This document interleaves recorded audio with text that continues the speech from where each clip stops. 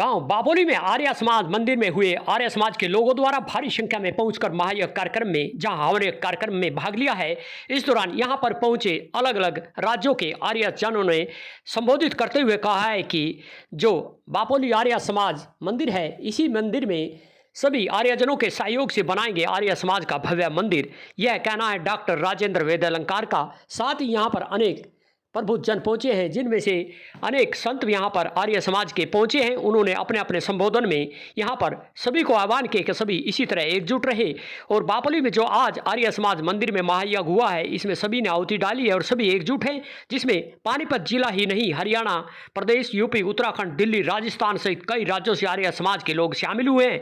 इसी तरह यहाँ पर भी भव्य मंदिर बनाया जाएगा। क्या कहना आर्य समाज के प्रबुद्ध लोगों का, जो यहाँ पर आर्य समाज के संत भी यहाँ पर पहुँचे हैं और अपने अपने विचार रखे। आपको सुनवाते हैं कि किस तरह मंदिर बनाने की मांग को लेकर यहाँ पर पुरजोर उठी है और क्या कहना है अलग अलग संतों का। यमुना भाट न्यूज के लिए उमेश त्यागी की रिपोर्ट। और 20 तारीख तक लगातार उन्होंने कुरुक्षेत्र में निवास किया। यहाँ के लोग 17-18 तारीख को लगभग 35 लोग, 30 से 35, 40 लोग दो समूहों में दोपहर के वक्त रणदीप आर्य जी के साथ गुरुकुल कुरुक्षेत्र में संवाद के लिए आए और वो लोग यहाँ मौजूद हैं, वो लोग यहाँ बैठे हैं। एक साथी जो घायल थे, लहूलुहान थे, वो नहीं आ पाए, वो हॉस्पिटल में एडमिट थे। उन सब लोगों के साथ बातचीत श्रद्धेय आचार्य जी ने की और बातचीत करने के बाद प्रदेश के माननीय मुख्यमंत्री श्री नायब सिंह सैनी जी के साथ, अपने प्रदेश के पूर्व मुख्यमंत्री श्री मनोहर लाल जी के साथ, जो वर्तमान में केंद्र सरकार में माननीय मंत्री हैं, उनके साथ संवाद किया। स्थानीय प्रशासन के साथ संवाद किया। डीसी साहब के साथ, एसपी साहब के साथ, एसडीएम साहब के साथ डायरेक्ट बातचीत की। उन्हीं लोगों की मौजूदगी में ये सारी बातचीत हुई जो लोग वहां मौजूद थे। 17 तारीख को, 18 तारीख को वहां मौजूद थे, उनकी मौजूदगी में ये बातचीत हुई लगातार। क्योंकि 3 दिन तक बिना किसी कार्य के श्रद्धेय आचार्य जी इस घटना का संज्ञान लेते हुए वहां निवास कर रहे थे। सोमवार ये तारीख थी 21, आज से 6 दिन पहले यहां के लोग सारी बातचीत होने के बाद प्रदेश के माननीय मुख्यमंत्री श्री नायब सिंह सैनी जी से मिले और माननीय मुख्यमंत्री जी ने 6 दिन पहले उन सब लोगों की मौजूदगी में ये बात डीसी साहब को कही। और हम इसका धन्यवाद भी करेंगे कि जहां आर्य समाज है, ऐतिहासिक आर्य समाज है, वहां आर्य समाज ही रहेगी। बसअड्डे के लिए कोई और जगह देखिए। ये बड़ा जिगरा प्रदेश के माननीय मुख्यमंत्री जी ने दिखाया।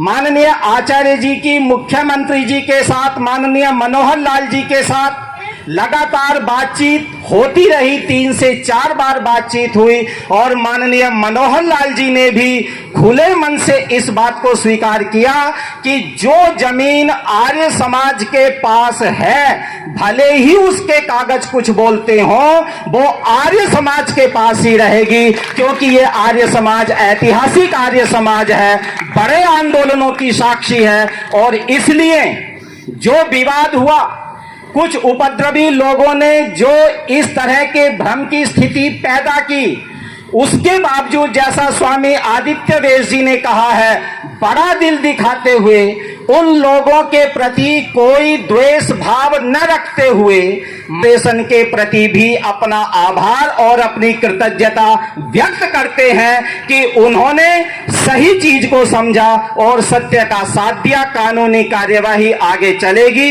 इस सारे संघर्ष में जितने लोगों ने सहयोग किया है अपने अपने स्तरों पर, छोटे से छोटे कार्यकर्ता ने अपनी आर्य समाज में बैठ करके भी यदि चर्चा की है ना, वो यहां तक नहीं आया है। और यदि उसने चर्चा की है, रविवार के सत्संग में चर्चा की है, दैनिक यज्ञ के बाद यदि चर्चा की है, तो मान करके चलिए उससे आर्य समाज की रगों में गर्म लहू का संचार कहीं ज्यादा हुआ है और आर्य समाज ने उस यौवन को, उस संघर्ष की शक्ति को फिर से प्राप्त किया है। नवीन कहाँ गया?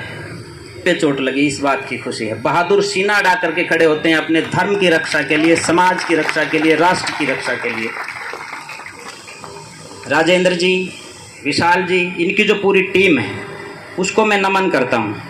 यशपाल शास्त्री जी इसमें शामिल हैं, डॉक्टर रामवीर आर्य जी, शीशपाल जी, डॉक्टर राम कुमार जी, सतीश जी, प्रवीण जी, विनोद जी और जितेंद्र जी, इनको मैं अभिनंदन कर रहा हूँ। मैं जिस दिन गांव में आया, एक बार आया, मैं किसी को, आर्य समाज के कार्यकर्ताओं को मैंने बताया नहीं, ये मूल्यांकन करने के लिए कि हम लोग कहाँ खड़े हैं। एक बार मैं ज़रूर चाहूँगा आप सबसे, इस गांव की पवित्र भावनाओं के लिए इस गांव का भी अभिनंदन होना चाहिए जो आपके साथ खड़ा था। बापोली गांव का एहसान हमारे ऊपर है। जिस भूमि पे आज हम खड़े हैं ये गांव की भूमि है, पर उन्होंने दी आर्य समाज के लिए, धर्म के प्रचार के लिए, नौजवानों के चरित्र निर्माण के लिए, राष्ट्र के लिए और संस्कृति के बचाव के लिए, उसकी सुरक्षा के लिए। इसलिए जितने भी लोगों से मैं मिला, आपको जान करके खुशी होगी, किसी एक व्यक्ति ने भी आर्य समाज की आलोचना नहीं की। सबने ये कहा कि ये तो वो गांव है जब निजाम हैदराबाद ने ये कह दिया कि हिंदुओं के मंदिर के ऊपर जो है ताले लगाए जाएंगे, ओम ध्वज नहीं फहराया जाएगा, घुड़चढ़ी नहीं होगी, कोई किसी अपने इष्ट देवता का महिमा मंडन नहीं कर पाएगा, तब आर्य समाज के लोगों ने ये ठेका लिया था कि जब तक निजाम हैदराबाद को घुटने नहीं टिका देंगे हम चैन से बैठेंगे नहीं। तो इसी इलाके से 4 आदमी निजाम हैदराबाद को घुटने टिकाने के लिए वारंगल, काजीपेट और मराठवाड़ा की जेलों को भरने के लिए गए थे। ये वह भूमि है। इस बात का एहसास जब एक एक व्यक्ति को गांव में है, उस व्यक्ति की आर्य समाज के प्रति आस्था है, आर्य समाज के इस देश की आजादी के आंदोलन में योगदान को जानकारी है, सारा गांव जानता है कि इस देश को आजाद करवाने में आर्य समाज का बहुत महत्वपूर्ण योगदान रहा है। आप पढ़ करके देखना आजादी का इतिहास या कांग्रेस का इतिहास। पट्टाभी सीतारामैया जो कांग्रेस के अध्यक्ष होते थे, उन्होंने 1948 में किताब लिखी जो फर्स्ट एडिशन, पढ़ करके देखना। आर्य समाज के कार्यकर्ता पेज नंबर 8 और 12 से पढ़ोगे आपका सीना चौड़ा हो जाएगा। वो लिखता है उत्तर भारत के वो लोग जो ऋषि दयानंद को मानते हैं, नमस्ते जी कह करके बोलते हैं, जो यज्ञ करते हैं, संध्या करते हैं, उन लोगों का देश की आजादी में अधिकतम योगदान रहा है। आपका वो इतिहास है, वो गांव के एक एक व्यक्ति को पता है। उनको ये भी पता है कि जब गोरक्षा की बात आई तो आर्य समाज के सन्यासियों ने दिल्ली में जाकर के अपनी छाती खोल दी और कहा कि गोलियां चलानी है तो हमारे सीने पर चलाइए, आज के बाद गौ हत्या नहीं होगी। आप आगे चलिए। जब माँ बहन बेटी को मान सम्मान से रहने नहीं दिया जाता था, उनको पढ़ने नहीं दिया जाता था, उनकी पढ़ाई की वकालत ऋषि दयानंद ने सबसे पहले की थी। जब अछूत मान करके एक व्यक्ति को दूर धकेला जाता था धर्म से, राष्ट्र से, समाज से और जाति से, तब ऋषि दयानंद ने कहा था कि सबको गले लगा करके चलने की आवश्यकता है। आजाद भारत में जब एक बहन को जिंदा जलाया गया राजस्थान के देवराला के अंदर सती प्रथा के नाम पर, तो आर्य समाज के सन्यासी, भगवाधारी सन्यासी सफेद कफन बांध करके अपने सिर पर निकले थे पूज्य स्वामी इंद्रवेश्वर अग्निवेश जी के नेतृत्व में दिल्ली से देवराला के लिए, कि जब तक ये कलंक इस धरती पर रहेगा हम चैन से नहीं बैठेंगे। वो यात्रा जब तक वापस आती है तो केंद्र सरकार में एक कानून बनता है कि आजाद भारत में कोई भी व्यक्ति सही सती का महिमा मंडन भी नहीं कर सकता। सती करना तो दूर की बात है, ये आर्य समाज के लोगों ने करवाया। आप थोड़ा आगे बढ़िए। पूज्य स्वामी ओमानंद जी को कौन नहीं जानता, प्रोफेसर शेर सिंह जी को कोई नहीं जानता। जब इस हरियाणा के अंदर शराब की नदियां बहाई गई थी, उसको खत्म करवा देश के 2-4 मिनट और समय आपका चाहिए। इन दोनों माताओं को मैं गांव का धन्यवाद करता हूं, आज के इस कार्यक्रम के लिए भी करता हूं। व्यक्ति के लिए किसी गांव के ऊपर आक्षेप नहीं होता। ये गांव इस आर्य समाज इस गांव के लिए है। इसके बच्चे यहाँ यज्ञ करेंगे, इसके बच्चे यहाँ शाम को व्यायामशाला में खेलेंगे कूदेंगे, संस्कार प्राप्त करेंगे और जीवन को सफल बनाएंगे। ये गांव के लिए। हम गांव के संस्कार निर्माण अभियान का हिस्सा बन करके आज यहाँ पर आए। निश्चित तौर पे हम आज़ादी के आंदोलन से आज तक देखते हैं जिनकी शहादत हो जाती है वो चले जाते हैं, बाद में हम उनके परिवारों को भी सम्मानित करते हैं। मैं तो सन्यासी हूँ और चाहूँगा भाई राजेंद्र जी, जितेंद्र जी और नवीन जी आप एक बार ऊपर आ जाओ। माता जी आप भी आ जाओ 1 मिनट के लिए ऊपर। मैं किसी प्रसंग को ज़्यादा नहीं कहना चाहता, पर मैं धन्यवाद करता हूँ इस मंच के ऊपर बैठी सारी मूर्तियों का जिनका मैं नाम नहीं ले पाया, उनको भी। माता जी आप आ जाओ। आ गए हो माता जी भी, राजेंद्र जी आ गए। इस पूरे मूवमेंट में शुरू से लेकर के जहाँ गांव के साथियों का योगदान है, वहीं आचार्य देवव्रत जी ने भी निश्चित तौर पर बहुत महत्वपूर्ण भूमिका निभाई है।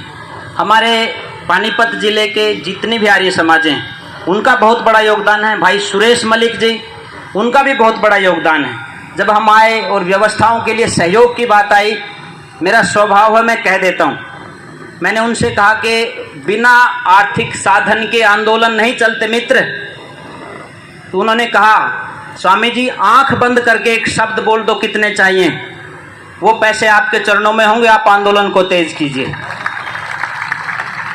हमारे साथी हैं संतराम जी, जनमाला और दूसरे साथी, मैंने उनको कहा कि कितने चाहिए, उन्होंने एक निश्चित संख्या बताई। तुरंत जो है उनको पैसे दे करके कहा कि आप अपना काम प्रारंभ कीजिए, बाकी का फिर देखते हैं।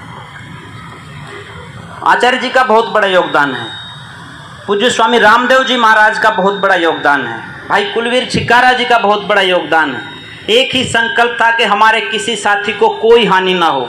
गांव के जो दूसरा पक्ष है वो भी हमारे ही लोग हैं, हमारे ही गांव के लोग हैं। भाई भाई में भी झगड़े होते हैं, पर माफ़ करने वाला सबसे बड़ा होता है। आज का जो ये कार्यक्रम है, दिल में एक बड़ा दिल करके कुछ बातों को माफ़ करके चलना पड़ेगा और कुछ को मजबूती से पकड़ना पड़ेगा। ये यज्ञवेदी का संकल्प मजबूती से पकड़ करके आगे बढ़ना है। और माताएं हमारी यहाँ हैं क्योंकि मैंने इनकी आंखों में वो भय देखा था। 6 दिन तक चिड़िया भी पर मारने के लिए जब इन साथियों के पास नहीं आई, मैं उस चीज़ को समझ सकता हूँ। तो माता जी मैं अपनी पगड़ी आपके चरणों में रखता हूँ सन्यासी होने के नाते। इससे बड़ा सम्मान जो है मैं तो नहीं दे सकता। कम से कम ये सम्मान इन साथियों का, इन पूज्य माताओं का है जिन्होंने अपने नौनिहालों को, नौजवानों को, और आर्य समाज में एक बात चलती है कि नौजवान आर्य समाज में नहीं आते।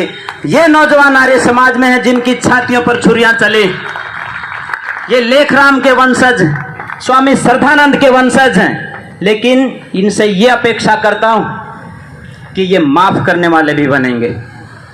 माफ करके एक एक चीज को यहीं छोड़ करके चलेंगे। हमें इस सारे समाज को दोबारा से आगे बढ़ाना है। हम ये करेंगे तो ही आगे होगा। एक बात कह करके अब अपनी बात को ख़त्म करता हूँ। एक बार हमारी माँओं के लिए, जितनी माएँ सामने बैठी जिनका मैं नाम नहीं ले पाया, उनके लिए चाहूँगा कि जितने आपके पास ताकत है, ताकत के साथ तालियां बजा करके आप उनका अभिनंदन जरूर करें। ऐसी बहादुर माँ होंगी तो इस सारे समाज को बहादुर कार्यकर्ता मिलेंगे। आज जो कुछ हम कर रहे हैं वो कुछ भी नहीं है, लेकिन जो उस दिन हुआ था वो बहुत कुछ हुआ था। प्राण जाने में और प्राण रुकने में 2 सेकंड का अंतर रहता है साथियों। अभी हम आ रहे थे, बाल बचे, हमारी गाड़ी एक्सीडेंट होते होते बची। ब्रह्मानंद जी आगे बैठे थे, वीरेंद्र पहलवान जी गाड़ी चला रहे थे। वहाँ एक प्रसंग चला, यदि आज हम एक्सीडेंट में यहीं मारे जाते तो कोई नहीं पूछता, पर इस आर्य समाज की रक्षा के लिए यदि हमारे प्राण जाते हैं तो एक आदर्श प्रस्तुत होता है कि हमने अपने प्राणों की आहुति इस आर्य समाज की सुरक्षा के लिए दी।